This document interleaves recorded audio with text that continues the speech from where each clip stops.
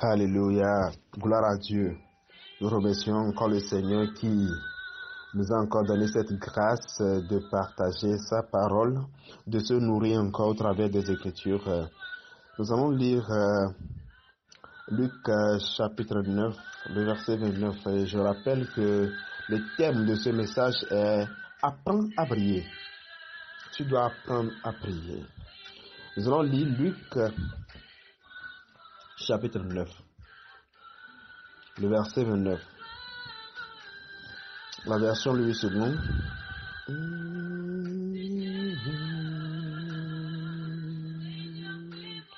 Seigneur, fais-moi voir ta gloire.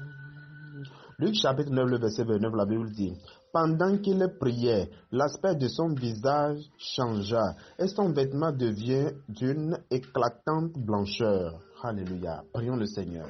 Seigneur, merci pour ta parole. Nous ramenons toute pensée captive à obéissance de ta parole. Et nous décrétons dans le monde spirituel que les voiles tombent sur les yeux des gens et les écailles qui empêchaient les gens de voir la réalité tombent en ce moment. Seigneur, les pensées sont libérées et la connaissance parvient à toute personne qui écoute ce message. Merci infiniment, Seigneur. Au nom puissant de Jésus, j'ai prié. Amen. Apprends à prier.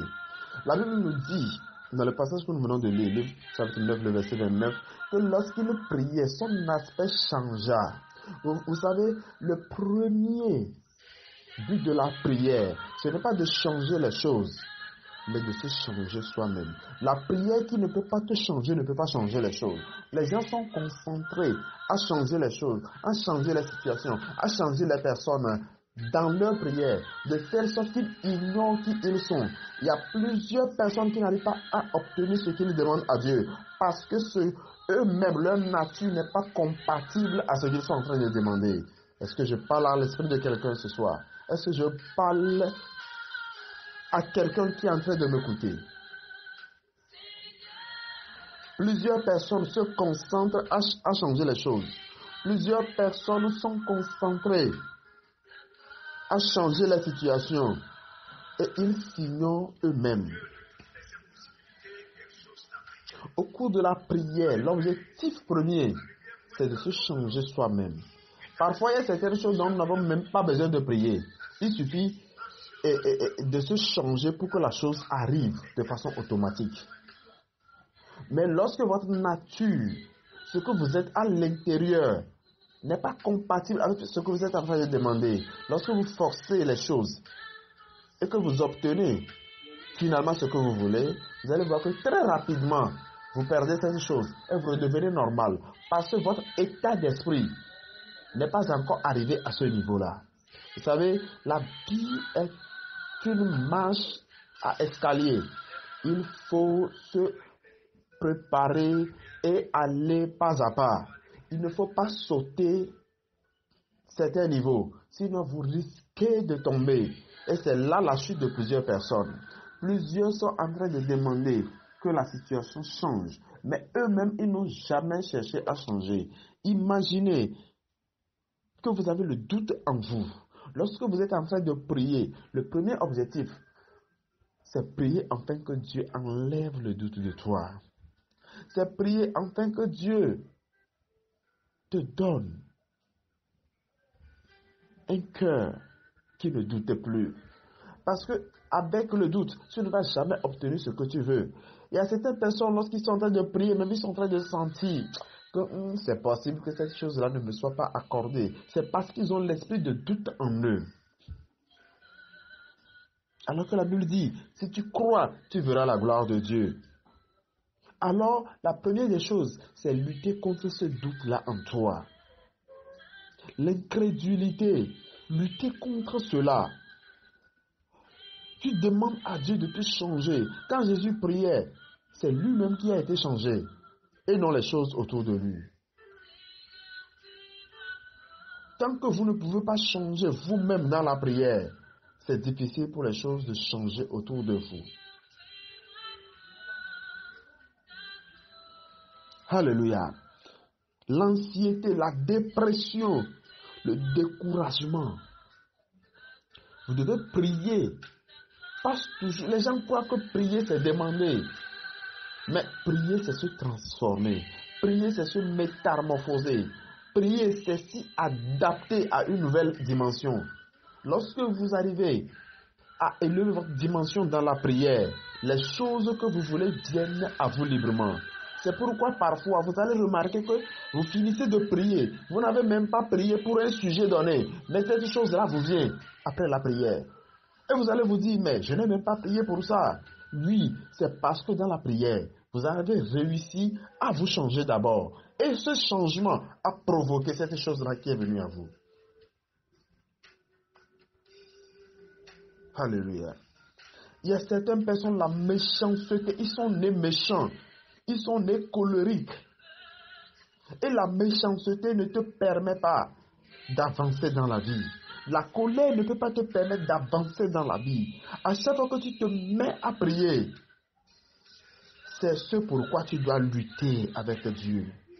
Lutter pour demander à Dieu, enlève cette nature humaine de moi. Donne-moi un cœur nouveau, un cœur qui te sert. Donne-moi un zèle.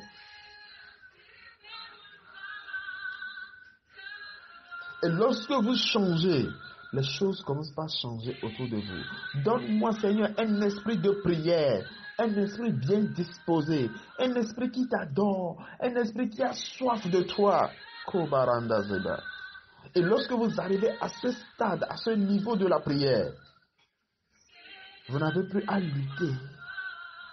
Parce que vous comprenez que les choses que vous n'avez pas reflètent votre manque ou bien votre état spirituel. Et tant que vous ne pouvez pas changer, c'est difficile que les choses changent autour de vous.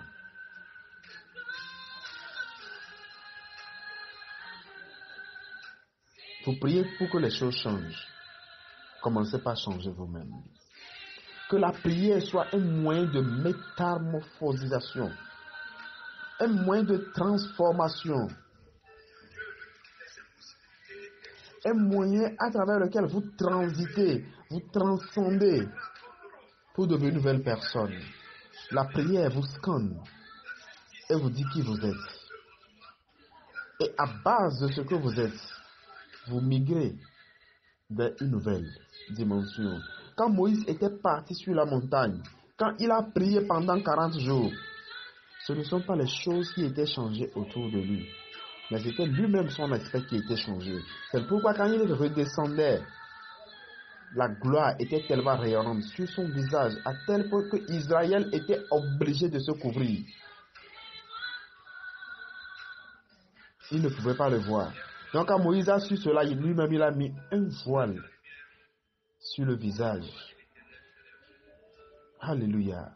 Est-ce que quelqu'un peut se transformer? Est-ce que quelqu'un peut se métamorphoser dans la prière?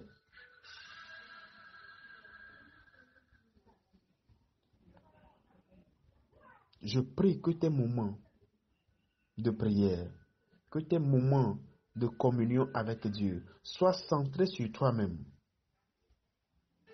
Seigneur, opère les changements qu'il faut en moi pour le prochaine étape, pour la prochaine dimension de ma vie. Seigneur, opère des changements nécessaires dans ma vie. Aide-moi à devenir une nouvelle personne. Parfois, vous observez certaines méchantes personnes dans votre vie. Vous voyez que certains de vos amis sont méchants. Les gens ont été ci ou bien ont été ça envers vous. Et vous regrettez même de les avoir croisés sur votre chemin. En effet, ces personnes que vous attirez vers vous reflètent votre état. Donc, au lieu de les accuser, sachez que vous-même vous êtes comme ça. L'égal attire son égal ou son supérieur et jamais son inférieur. C'est-à-dire, ceux qui viennent à toi sont méchants comme toi ou soit plus méchants que toi. Et c'est ta nature qui les attire vers toi. La loi de correspondance. Ceux qui viennent à toi sont égaux à toi. Qui s'assemblent se ressemblent. C'est parce qu'ils sont comme toi qu'ils sont dans ta vie. Vous allez voir que quand une personne devient riche, tous ses amis, il fait seulement amitié avec les riches. Mais quand il est pauvre, tous ses amis aussi sont pauvres. Pourquoi? Parce que son état actuel lui impose d'être seulement avec les riches. Il ne peut plus fonctionner avec les pauvres. Et les gens qui ne comprennent pas ça, ils disent non, on était ensemble ici, comme Dieu lui a ouvert les portes, il nous a oubliés, maintenant il n'est plus dans notre affaire. Non, mais s'il continue pas à marcher avec les pauvres, il va redevenir pauvre. Il est obligé de fuir les pauvres pour garder son niveau élevé. Je prie que le Seigneur te change dans tes prières et que tes prières, tes moments de prière soient des moments de transformation personnelle pour toi. Tu veux une voiture? Prie pour qu'un changement s'opère en toi, pour que ton esprit soit à ce niveau-là. Tu veux une maison? Prie pour que ton esprit accepte une maison. Tu veux un mari? La plupart des temps que les gens prient pour avoir une femme ou bien un mari, la première des choses que Dieu fait, c'est de leur montrer qui eux-mêmes ils sont.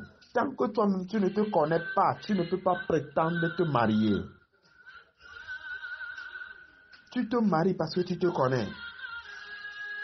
Les gens disent, Seigneur, montre-moi ma femme, montre-moi l'homme de ma vie. Mais est-ce que toi-même tu te connais déjà? Au lieu de dire, Seigneur, révèle-moi qui je suis.